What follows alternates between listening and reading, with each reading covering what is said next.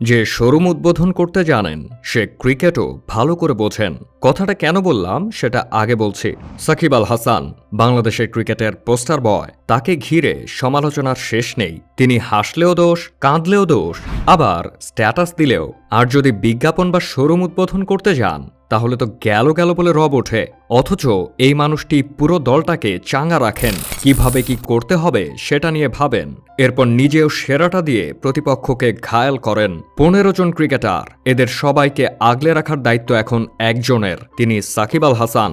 দলের অধিনায়ক তিনি। নিজের কাজটা বেশ ভালোভাবেই করছেন সাকিব। তাকে যেন কোনো কিছুই ছুঁয়ে যেতে পারে না। তিনি যেন ঠান্ডা মাথায় সবকিছু সামলে নিতে জানেন, ঠিক যেন ক্যাপ্টেন কুল। অথচ বিশ্বকাপের আগে ঘটে গেছেন নানা কাণ্ড। বিতর্কের কেন্দ্রবিন্দুতে নিজেকেই খুঁজে পেয়েছেন তিনি। বিশ্বকাপের শরীর ঘেঁষার সময় নানা ঝুঁকি মাথায় রেখেও অধিনায়কের দায়িত্ব নিজ হাতে তুলে নিয়েছেন সাকিব। দ্বিধায় ছিলেন বটে, তবে দলের প্রশ্নে সকল দ্বিধা ছুঁড়ে ফেলে অধিনায়কের আর্মব্যান্ড তুলে নিতে সমস্যা হয়নি তার। সাকিব জানেন এই বিশ্বকাপে খানিক খারাপ হলেই সব দায় এসে তার উপরই বর্তাবে। এর পেছনের কারণ বিশ্বকাপের ঠিক আগ মুহূর্তের বিতর্ক। তামিম ইকবাল নিজেকে বিশ্বকাপ দল থেকে সরিয়ে নিয়েছেন। সেই দায়ভার পুরোপুরি চাপিয়ে দেওয়া হয়েছে সাকিবের উপর। বাংলাদেশের বিশ্বকাপের প্রেক্ষাপটে বেশ গুরুতর এক অভিযোগ। তবে তিনি বিশ্বকাপে যাওয়ার আগে নিজেকে দায়মুক্ত করে যাওয়ার চেষ্টা করে গেছেন। তবুও একটা মানসিক অস্বস্তি থাকার কথা সাকিবের। তবে সেসবের ছাপ নেই বিন্দুমাত্র।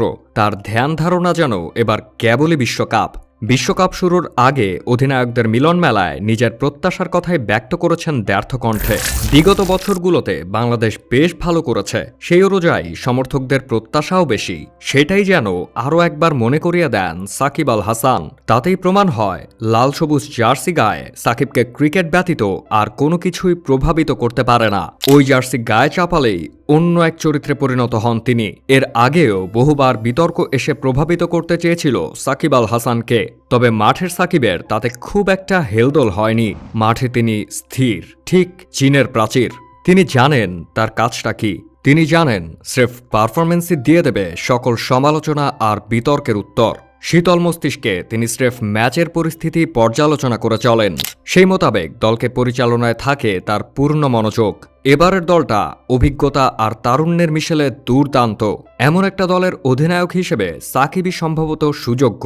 সাম্প্রতিক সময় টি-20তে বাংলাদেশকে নেতৃত্ব দিয়েছেন সাকিব। সেখানেই আসলে অধিনায়ক হিসেবে তার কর্মতৎপরতার একটা ধারণা পাওয়া যায়। সর্বদা মাঠে তার সরব উপস্থিতি থাকে। তিনি প্রতিটা বলেই বলারকে নিজের অভিজ্ঞতার ঝুলি থেকে সাহায্য করবার চেষ্টা করেন। তাছাড়া এশিয়া কাপে শেখ মেহেদীর কলার উঁচু করে দেওয়ার ঘটনাও নিশ্চয়ই মনে আছে। ছক্কা হজম করে মেহেদীর আত্মবিশ্বাসে খানিক ধাক্কা লেগেছিল। সাকিব দৌড়ে কাছে গিয়ে নিজের হাতে কলারটা উঁচু করে দেন, যেন আশ্বাস দেন, যা বেটা, আমি আছি তো। এই বিষয়গুলোই আসলে সাকিবকে একজন অধিনায়ক হিসেবে যোগ্য বলে প্রমাণ দেয়। অভিজ্ঞতার কমতি নেই। দলের তরুণদের প্রতিটা মুহূর্তে ভরসা জুগিয়ে যান। ম্যাচের পরিস্থিতি বিবেচনায় ঝুঁকি নেন, ক্যালকুলেটিভ রিস্ক। দলের প্রয়োজনে সবচেয়ে রূঢ় সিদ্ধান্ত নিতেও তিনি পিছপা হন না। এসবই তো সাকিবকে সামনে নিয়ে আসে ক্যাপ্টেন কুল হিসেবে। এরপর তো দলের প্রয়োজনে উইকেট শিকার, রান করা, এসব তো আছেই। এই তো বিশ্বকাপের যাত্রা ম্যাচেও আফগানদের আটকাতে বড় অবদান রাখেন, নেন 3 উইকেট। সঙ্গে দলকে যোগান সাহস।